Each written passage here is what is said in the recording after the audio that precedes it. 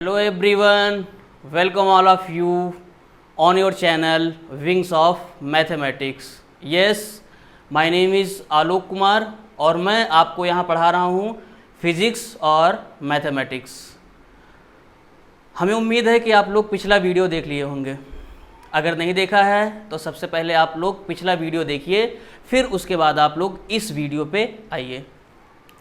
कल हमने आपको क्या कहते हैं एलिमेंट्री मैथमेटिक्स का थर्ड पार्ट पढ़ाया था, जो क्या था आपका बेसिक ट्रिग्नोमेट्री से रिलेटेड चीज़ें, जो भी चीज़ें थी उसको हमने आपको बता दिया था. आज हमको एलिमेंट्री मैथमेटिक्स का बहुत ही इम्पॉर्टेंट पार्ट पढ़ना है, जो है आपका डिफरेंशिएशन एंड इंटीग्रेशन. ये बहुत ही ज़्यादा यूज होता है फिजिक्स में.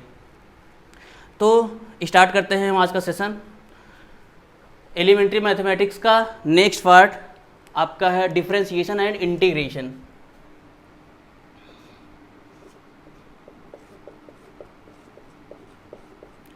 Differentiation and integration. Differentiation and integration ये फिज़िक्स के पॉइंट ऑफ व्यू से बहुत ही इम्पॉर्टेंट टॉपिक है. इसका हर जगह पे यूज होता है, तो इसको आप लोग बहुत ही केयरफुली यूज कर पढ़िएगा और इसको पढ़ने में आपको बहुत मज़ा आने वाला है. देखिए, डिफरेंशिएशन का मतलब क्या होता है. सबसे पहले तो इसमें हम डिफरेंशिएशन पढ़ते हैं. इसका मतलब क्या होता है, क्या मीनिंग होती है डिफरेंशिएशन की. अगर हम एक इक्वेशन ले लेते हैं, एक इक्वेशन इस तरीके से ले लेते हैं y equals to F X. Y equals to F X, ये हमारे पास एक फंक्शन है. अब फंक्शन क्या होता है, फंक्शन एक स्पेशल टाइप का रिलेशन होता है. इसके बारे में आपको बहुत ज़्यादा जानने की ज़रूरत नहीं है. बस आप ये समझ लीजिए कि ये एक इक्वेशन है जिसमें जो y की वैल्यू है वो x की वैल्यू पर डिपेंड करती है. कि x की वैल्यू अगर हम चेंज करेंगे तो y की वैल्यू क्या होगी, चेंज होगी. मतलब यहाँ पे ये आपका इंडिपेंडेंट फंक्शन है और y आपका मतलब ये इंडिपेंडेंट वेरिएबल है और ये आपका डिपेंडेंट वेरिएबल है. मतलब इसकी वैल्यू चेंज करने पर इसकी वैल्यू चेंज होगी. तो अब इसमें डिफरेंशिएशन का मतलब क्या होता है. डिफरेंशिएशन मतलब होता है instantaneous change. Instantaneous change in the y with respect to the change in x. x के चेंज के रेस्पेक्ट में y में क्या चेंज आता है वही क्या कहलाता है आपका डिफरेंशिएशन. डिफरेंशिएशन या डेरिवेटिव. कैसे लिखते हैं हम डेरिवेटिव डिफरेंशिएशन को. Differentiation of y equals to D Y upon में D X equals to D upon में D X of F X. D Y upon में D X equals to D upon में D X of F X. कोई problem नहीं है. ये आपका एक फंक्शन था जिसमें x आपका इंडिपेंडेंट वेरिएबल था और y आपका डिपेंडेंट वेरिएबल था. अब इसका मतलब तो अभी आप लोगों को समझ में आया नहीं होगा, तो एक एग्जाम्पल से हम बताते हैं कि इसका मतलब क्या होता है. जैसे आप लोगों को पता है कि स्पीड या वेलोसिटी क्या होती है. आप लोगों ने पढ़ा है वेलोसिटी इक्वल्स टू क्या होता है आपका. Velocity equals to displacement upon में टाइम. डिस्प्लेसमेंट अपॉन में टाइम. अब वेलोसिटी का मतलब क्या हुआ, मतलब कि जैसे जैसे डिस्टेंस टाइम चेंज होगा डिस्टेंस वैसे वैसे क्या होगा, चेंज होगा. अगर कोई ऑब्जेक्ट मूव कर रहा है तो टाइम के रेस्पेक्ट में उसकी पोजीशन चेंज होगी. तो हम इसमें इंस्टेंटेनियस चेंज देखते हैं क्या होगा. Then velocity v is written as ds upon में dt. कहने का मतलब ये है कि डिस्प्लेसमेंट का हमने डिफरेंशिएशन किया. डिस्प्लेसमेंट का डिफरेंशिएशन किया विद रिस्पेक्ट टू टाइम, तो हमें क्या मिल जाती है, वेलोसिटी मिल जाती है। डिस्प्लेसमेंट का डिफरेंशिएशन किया टाइम के रेस्पेक्ट में तो हमको क्या मिली, वेलोसिटी मिली। इसी तरह से एक और है, अगर हमको एक्सेलरेशन निकालना है, एक्सेलरेशन की क्वेश्चन क्या होता है आपको पता है, डेल्टा वी अपॉन में डेल्टा टी। इसको डिफ्रेंशिएशन फॉर्म में कैसे लिखा जाएगा, A equals to D V upon में डी टी। कहने का मतलब अगर आपको डिस्प्लेसमेंट दिया गया है तो डिस्प्लेसमेंट का डिफ्रेंशिएशन कर देंगे टाइम के रेस्पेक्ट में, तो हमारी क्या आ जाएगी, वेलोसिटी आ जाएगी। आपको वेलोसिटी दी गई है, वेलोसिटी का डिफ्रेंशिएशन कर देंगे टाइम के रेस्पेक्ट में, तो हमें क्या मिल जाएगा, एक्सेलरेशन। एक्चुअली डिफ्रेंशिएशन का क्या मतलब है ये आपको आई थिंक समझ में आया होगा। तो डिफ्रेंशिएशन में नॉर्मली कुछ फिक्स्ड फार्मूले हैं जिनका यूज हम लोग क्या कहते हैं, फिजिक्स में करते हैं। तो उन फार्मूलों को आप थॉरली याद कर लो, फिर कुछ एग्जांपल्स को हम क्या करेंगे, सॉल्व करेंगे, तो आपको अच्छे से समझ में आ जाएगा डिफ्रेंशिएशन का मतलब। हमें मालूम है अभी आपको बहुत अच्छे से समझ में नहीं आया होगा, लेकिन अभी जब कुछ क्वेश्चंस करेंगे डिफ्रेंशिएशन से रिलेटेड तब आपको समझ में आ जाएगा। तो सबसे पहले आप इसको थोड़ा सा नोट कर लीजिए क्या है मतलब इसको, फिर हम आगे बढ़ते हैं, ठीक है। इतना आपको समझ में आया तो हम कुछ फॉर्मूले आपको लिख के दिखा देते हैं कि क्या डिफ्रेंशिएशन का फॉर्मूला होता है।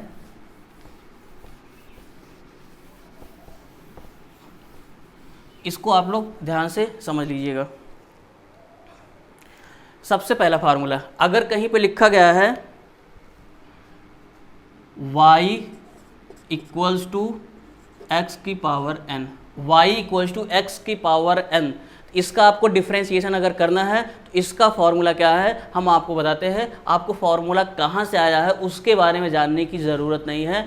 अगर जानना चाहते हो तो हम जब मैथ पढ़ाएंगे 11th क्लास की तो वहाँ पे इस फॉर्मूले का डेरिवेशन कराएंगे, सारे का कराएंगे, तो वहाँ पे आप लोग देख लीजिएगा। यहाँ पे आपको केवल फॉर्मूला याद कर लेना है।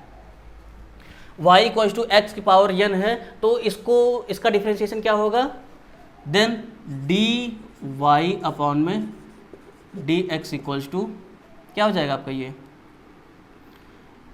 n एक्स की power n minus one, D Y upon में D X equals to n X की पावर n माइनस वन। समझ में आई बात, नहीं आई कोई बात नहीं, हम एक एग्जाम्पल लेके इसको समझते हैं। ये फॉर्मूला अच्छे से याद कर लीजिए। फॉर्मूला है आपका, अगर कहीं पर y इक्वल टू एक्स की पावर n लिखा गया है तो डी वाई पावर में डी एक्स इक्वल टू होता है n एक्स की पावर n माइनस वन, ठीक है। एक एग्जांपल लेते हैं, जैसे लिखा है y इक्वल्स टू एक्स की power 4, y equals to X की पावर 4, इसको आपको क्या करना है, डिफ्रेंशिएट करना है x के रेस्पेक्ट में।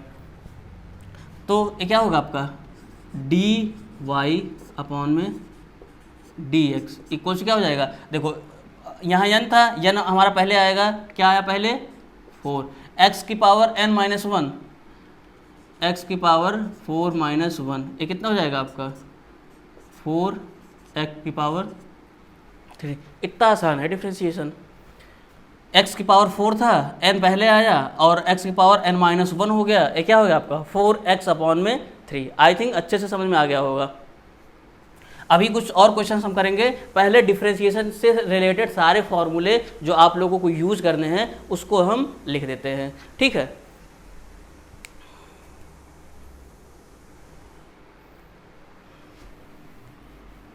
नोट कर लिया होगा इसको नोट कर लीजिए अच्छे से।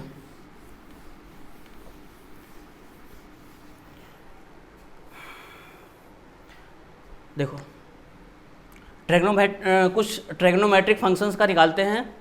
जैसे आपके पास साइन एक्स है, डी ऑफ साइन एक्स, इसकी वैल्यू होती है कॉस एक्स। अगर साइन एक्स है उसका डिफ्रेंशिएशन कॉस एक्स आएगा, डी अपॉन में D X of cos X, ये क्या आएगा आपका माइनस साइन एक्स, ठीक है। डी अपॉन में D X of tan X कितना आएगा आपका sec square X, D upon में D X cot X equals to cosec square x minus लगेगा यहाँ पे। इसके बाद क्या है आपका D upon D X of cot X equal to minus cosec square X. Next D upon में D X of D upon में D X of sec X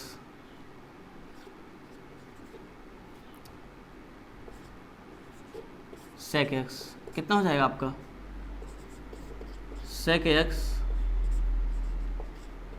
tan X D upon में D X of cosec x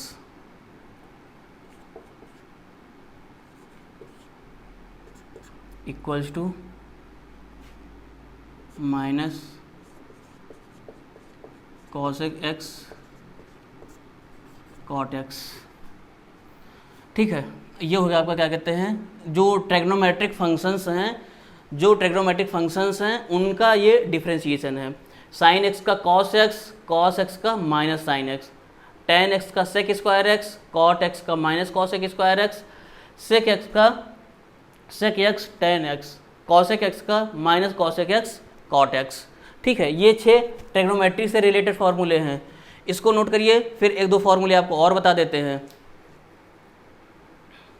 note कर लिए इसको। ठीक है, और आप लोग जब वीडियो देखा करिए तो अपना नाम लिख के कमेंट कर दिया करिए, कम से कम हमको इतना पता हो कि हमारे जो स्टूडेंट्स हैं वो कितने लोग इस वीडियोज़ को देख रहे हैं। कमेंट कर दिया करिए और बता दिया करिए कि समझ में आया कि नहीं आया। जिनको ना समझ में आए वो कमेंट करके बता दिया करो ज़रूर, और वीडियो देखने के बाद ज़रूर कमेंट कर दिया करिए कि हाँ हमने वीडियो देखा हुआ है। खासकर हमारे स्टूडेंट्स जो हमसे पढ़े हैं, और जिनको भी वीडियो अच्छा लगे तो लाइक कर दिया करिए और सब्सक्राइब कर लिया करिए और शेयर ज़रूर कर दिया करिए अपने दोस्तों में। ठीक है, ये नोट कर लिया होगा आपने।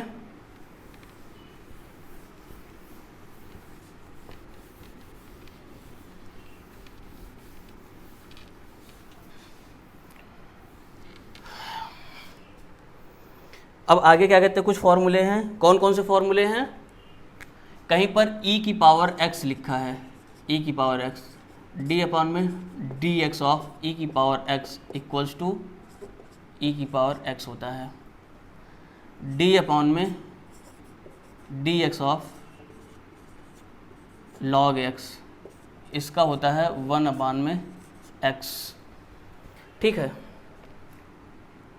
डी अपॉन में डी एक्स ऑफ ए की पावर x, इसका होता है a की power x log a base e।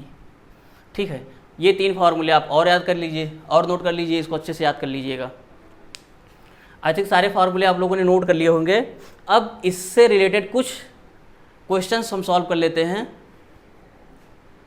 ठीक है, चलिए।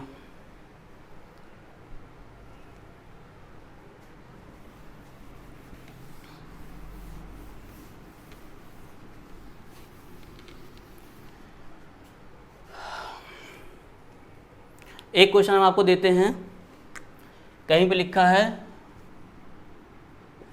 y equals to 4x cube plus 3x की पावर 1 अपॉन में 2 प्लस 5। ये एक फंक्शन दिया गया, एक इक्वेशन दिया गया है। इस इक्वेशन को आपको डिफरेंशिएट करना है x के रेस्पेक्ट में। तो कैसे हम इसको डिफरेंशिएट करेंगे, देखो डी वाई अपॉन में डी एक्स इक्वल्स टू, इसका डिफरेंशिएशन देखो, जो कांस्टेंट है उसको हम बाहर लिख देते हैं, इसको ऐसे लिखेंगे 4। जो कांस्टेंट है, अगर एक कांस्टेंट और एक वेरिएबल साथ में लगा हुआ है तो कांस्टेंट को हम बाहर लिख देते हैं, वेरिएबल का डिफरेंशिएशन करते हैं। 4 को बाहर रख के डी अपॉन में डी एक्स ऑफ एक्स का क्यूब प्लस कांस्टेंट को बाहर रखो डी अपॉन में डी एक्स ऑफ एक्स की पावर 1/2 प्लस dx ऑफ 5। और आप लोग अच्छे से याद कर लीजिए कि किसी भी कांस्टेंट का डिफरेंशिएशन जीरो होता है। कोई भी कांस्टेंट है उसका डिफरेंशिएशन क्या होता है, जीरो होता है। तो इसका तो डिफरेंशिएशन आपका जीरो हो जाएगा। अब इसका डिफरेंशिएशन कितना होगा बताइए आप लोग, x की power 3।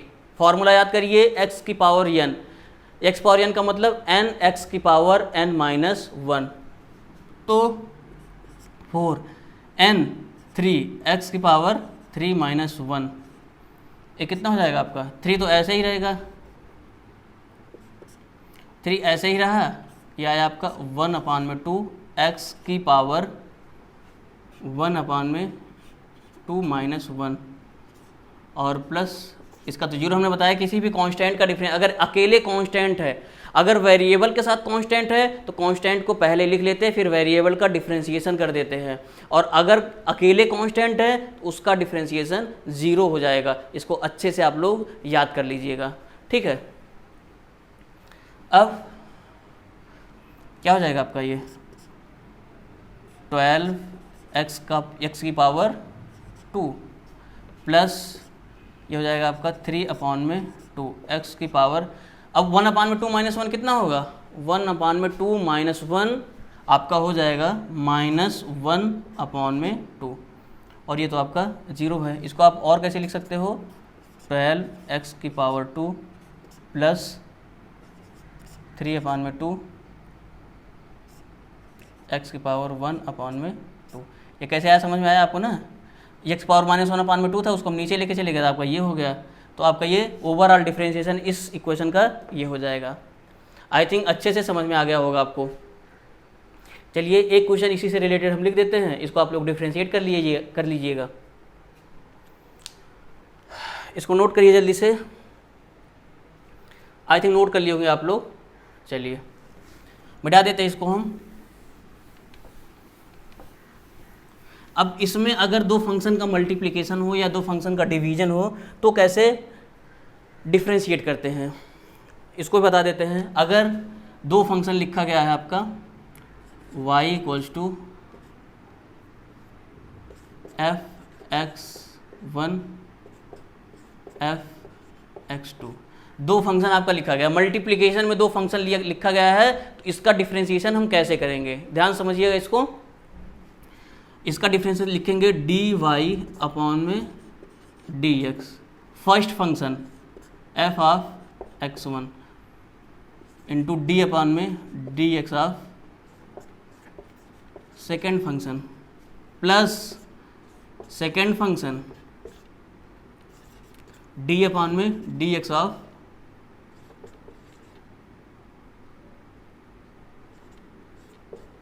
First function, d/dx of second function, first function sorry यहाँ पे आपका 2, यहाँ पे आपका 1। First function differentiation of second function plus second function differentiation of first function. समझ में आ गई बात ना।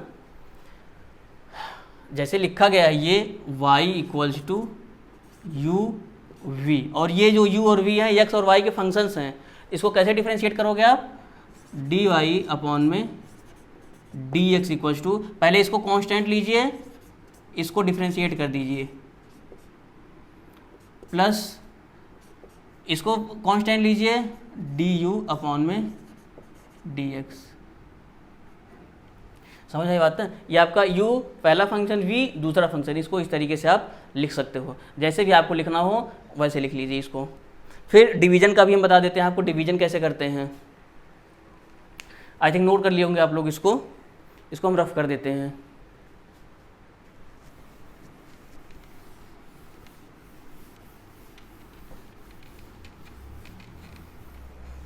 ठीक है, आगे है आपका डिवीजन का। अगर कहीं पे लिखा गया है y = f(x1) f(x2), इसका डिफरेंशिएशन कैसे होगा,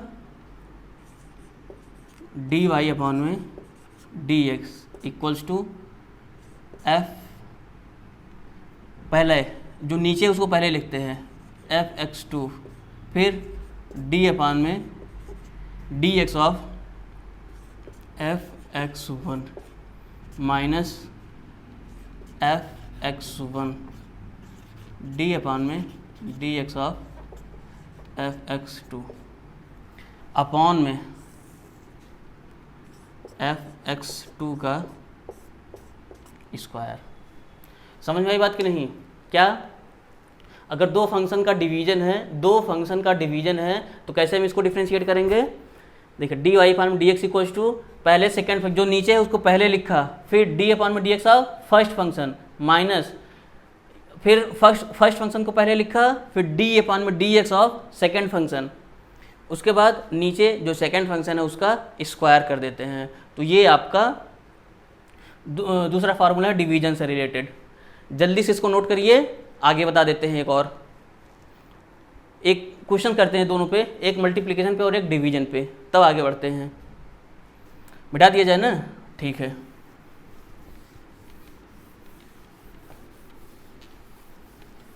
आप लोग वीडियो रोक के नोट कर लिया करिए, फिर आगे स्टार्ट कर दिया करिए। क्या होगा? अब एक फंक्शन हमने ले लिया y equals to x² tan x। इसको आपको क्या करना है? डिफ्रेंशिएट करना। y equals to x² tan x। कैसे डिफ्रेंशिएट करेंगे हम इसको? देखो dy/में dx इक्वल्स टू, इसको आपको डिफ्रेंशिएट करना है।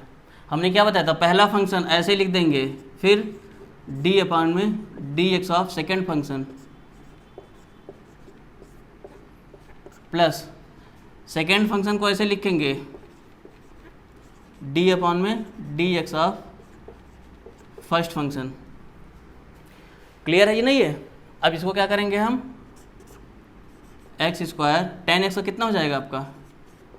sec² x plus tan x as it is लिखा है, x² का कितना हो जाएगा आपका? 2x। अब देखो ये कितना हो जाएगा आपका?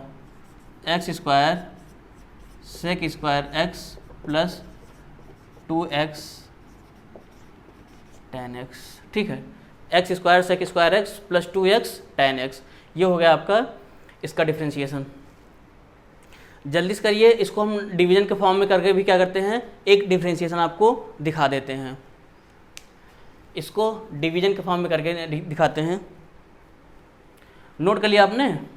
ठीक है, आगे बढ़ चलते हैं हम। समझ में आया कि नहीं? क्या किया? पहला फंक्शन, ये आपका first function, second function. First function as it is लिखा, सेकेंड का डिफ्रेंशिएशन किया, फिर second function as it is लिखा, फर्स्ट का डिफ्रेंशिएशन किया। ये x² tan x का sec² x हो गया, फिर tan x x² कितना हो गया? 2x। अब इसको एज इट इज लिख दिया, 2x तो हमने पहले लिख दिया। ये आपका डिफ्रेंशिएशन हो गया। ठीक है, आगे और बता देते हैं एक।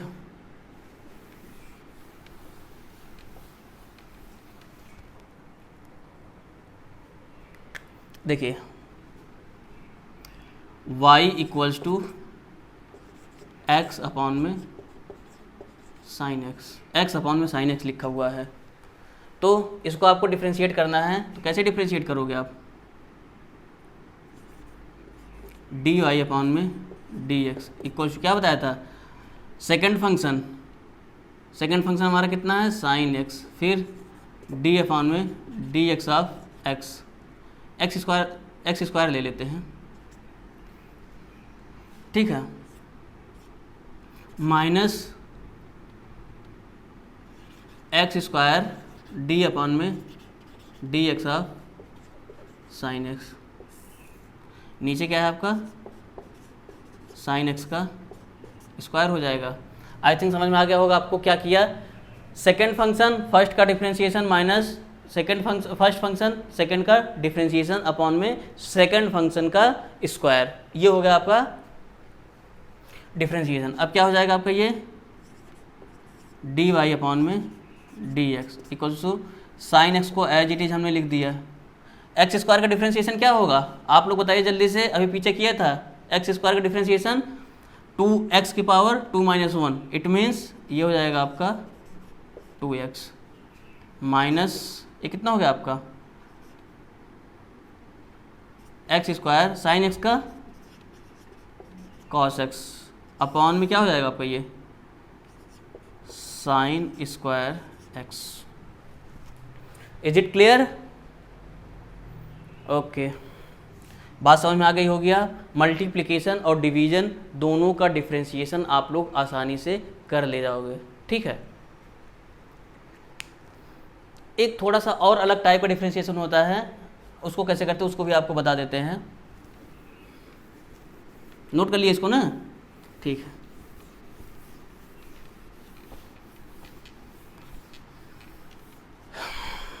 कौन सा अलग टाइप था आपका?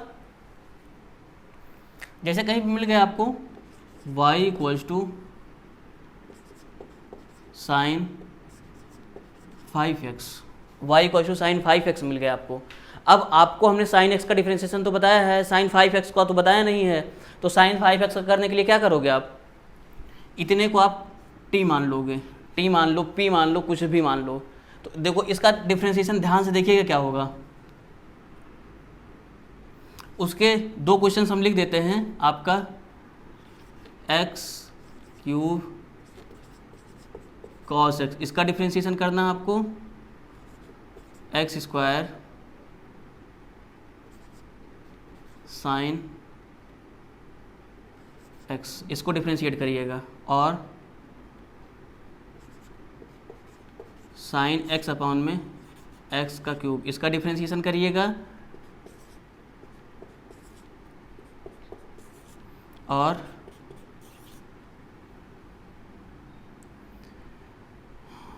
x tan x अपॉन में x tan x अपॉन में साइन x, इसका डिफरेंशिएशन करिएगा। 4 क्वेश्चंस हैं आपके सामने, इन चारों का डिफरेंशिएशन आपको करना है और कमेंट में ज़रूर इसको भेजिएगा।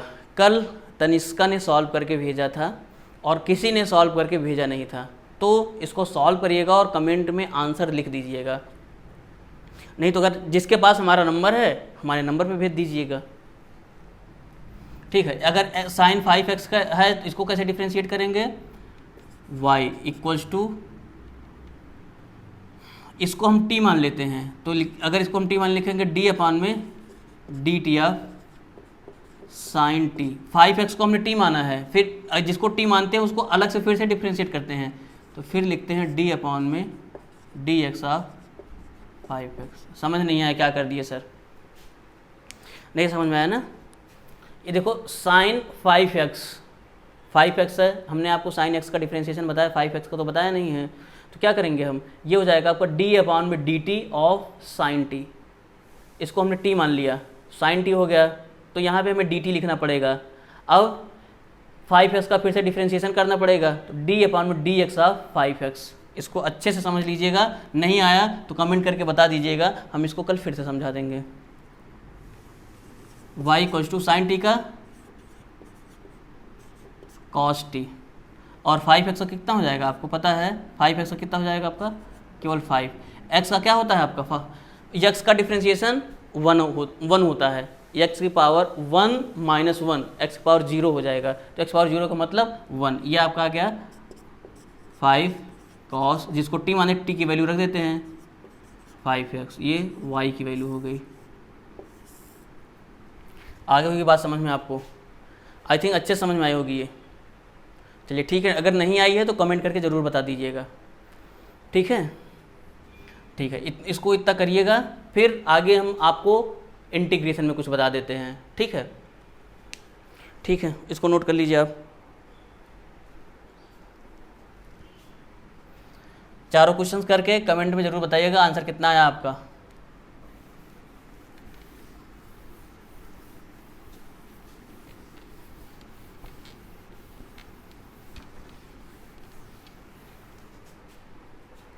अब इंटीग्रेशन क्या होता है? The reverse process of differentiation is known as integration. जो डिफरेंशिएशन का बिल्कुल रिवर्स प्रोसेस होता है वो आपका इंटीग्रेशन होता है। जैसे अगर कहीं पे ये लिखा हुआ है आपका डी अपॉन में D X of F X equals to G X, ऐसा है। एक एफ एक्स फंक्शन था आपका, इसका डिफ्रेंशिएशन करने पर अगर जी एक्स आ रहा है तो इंटीग्रेशन का साइन ये होता है आपका, ये ऐसे G X into D X equals to F X plus C. समझ आई बात ना? अगर ये इसका डिफ्रेंशिएशन है, ये जी एक्स एफ एक्स का डिफ्रेंशिएशन है, तो जी एक्स का अगर इंटीग्रेशन करेंगे तो क्या आएगा आपका, एफ एक्स आएगा। उसके साथ एक कांस्टेंट भी जुड़ा रहेगा। कांस्टेंट का क्या मतलब होता है, ये जब हम इंटीग्रेशन डिटेल में पढ़ेंगे तब बताएंगे क्या होता है कांस्टेंट का मतलब। ठीक है, तो इंटीग्रेशन के कुछ फॉर्मूले हम आपको लिख के दिखाते हैं। ये आपको समझ में आया होगा कि ये आपका डिफ्रेंशिएशन था, डिफ्रेंशिएशन का हमने रिवर्स किया, क्या मिला हमको, इंटीग्रेशन। इंटीग्रेशन का नॉर्मली जो मतलब होता है वो समेशन ही होता है। जैसे कभी हमें किसी बड़े से पार्ट की एरिया निकालनी है तो छोटे से पार्ट की एरिया निकाल के हम उसका इंटीग्रेशन कर देते हैं तो उस पूरे बड़े पार्ट की एरिया आ जाती है। इसका मतलब नॉर्मली क्या होता है इंटीग्रेशन का, कि इंटीग्रेट करना, कुछ चीज़ों को जोड़ना, मतलब समेशन। ये आपको समझ में आया होगा। तो कुछ फॉर्मूले लिखते हैं और कुछ एग्जाम्पल्स को सॉल्व करते हैं तो वो आपको अच्छे से समझ में आ जाएगा।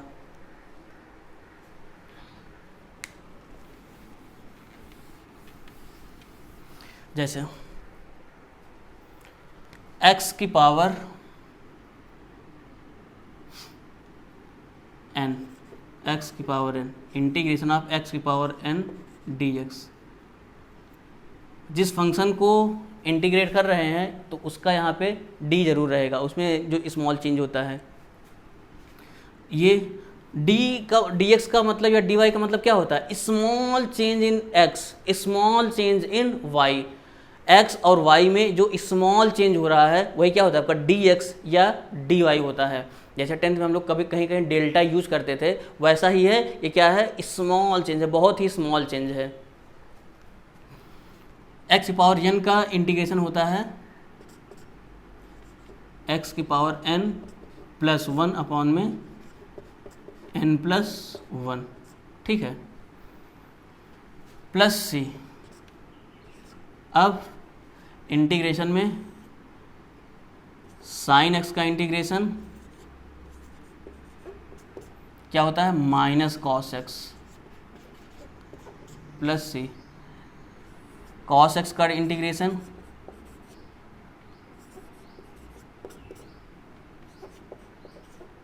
साइन x प्लस c, ठीक है। और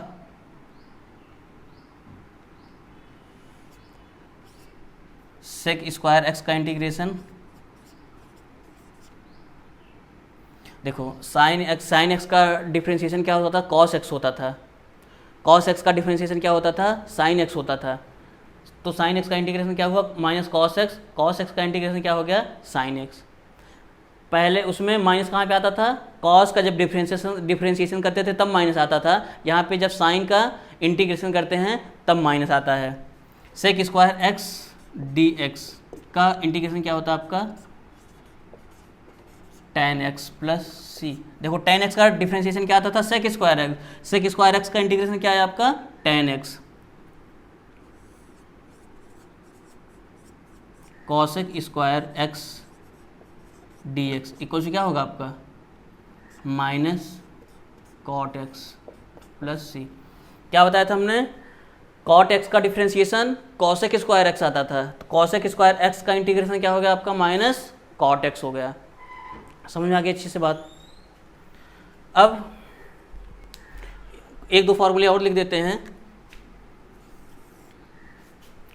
क्या होगा फार्मूला आपका,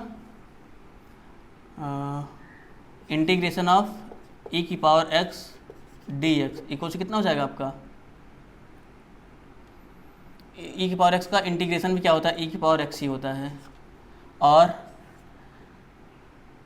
1 अपान में x का इंटीग्रेशन क्या होता है, log x होता है।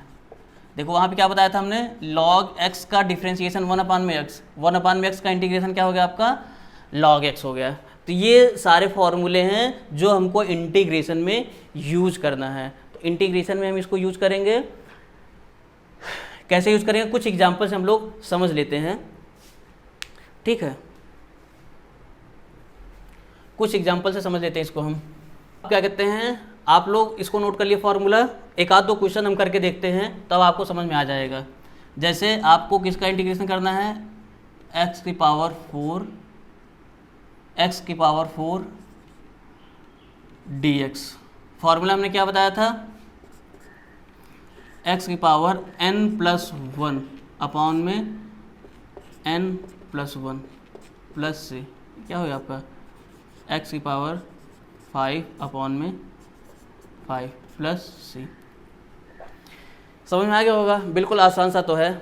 और एक कर लेते हैं, आपके पास है, देखो चाहे डिफ्रेंशिएशन हो चाहे इंटीग्रेशन हो, अगर प्लस में लिखा गया कुछ तो प्लस में कर लेते हैं, वैसे ही सॉल्व कर लेते हैं। अगर माइनस में लिखा हुआ तो माइनस में कर करके हम सॉल्व कर लेते हैं, उसमें कुछ भी आपको चेंज करने की ज़रूरत नहीं है। क्या बोले, समझ नहीं आया, लिख के दिखाते हैं।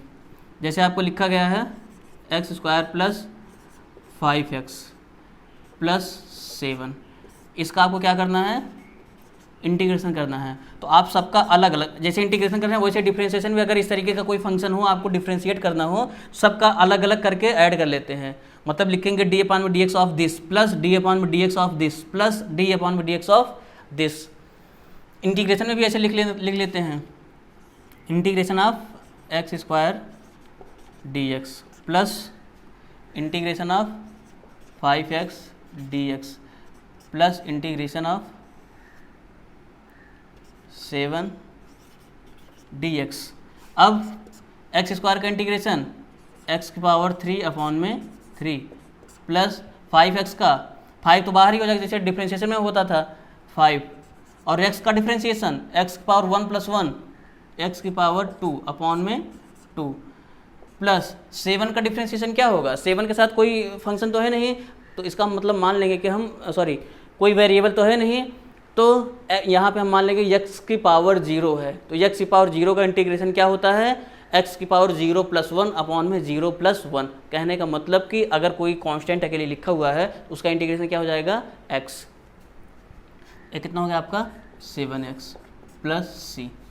आई थिंक अच्छे से समझ में आया होगा आपको, ये अच्छे से समझ में आया होगा। और भी इंटीग्रेशन और डिफ्रेंशिएशन और भी बहुत सारी चीज़ें हैं जो कभी ज़रूरत पड़ेगी तो करते वक्त हम लोग सॉल्व कर लिया करेंगे। ये तो हमने केवल नॉर्मली आपको फॉर्मूले बता दिए हैं कि आपको याद रखिएगा कि इसका डिफ्रेंशिएशन क्या होता है और इसका इंटीग्रेशन क्या होता है। बाकी जहाँ जैसे यूज़ होगा उसका यूज़ हम बराबर करते चलेंगे, ठीक है। तो अभी हम आपको 3-4 क्वेश्चंस दे देते हैं, इन क्वेश्चंस को आप नोट कर लीजिए और इसको सॉल्व करिएगा, बाकी हम आपको कल बताएंगे। पहले अभी क्वेश्चंस आपको दे देते हैं, इसको हम पहले रफ कर देते हैं, फिर क्या कहते हैं, आपको 2 क्वेश्चन हम दे देते हैं, एक इंटीग्रेशन से रिलेटेड और एक डिफ्रेंशिएशन से रिलेटेड। इसको आप सॉल्व करिएगा और फिर उसके आगे हम लोग अगले सेशन में मिलेंगे आपसे, क्योंकि वीडियो को हम बहुत ज़्यादा लंबा नहीं करना चाहते हैं। ये आपका है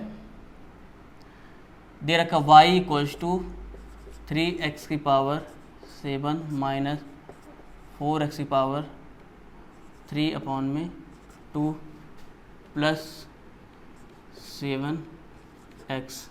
इसको आपको इसका डिफरेंस फाइंड dy अपॉन में dx। और 2 क्वेश्चन और लिख देते हैं आपको, एक है integration of 7x² minus 2x की पावर 5 अपॉन में 2 माइनस 7x। इसका आपको इंटीग्रेशन करना है। और ये पहला इंटीग्रेशन हो गया आपका, और दूसरा है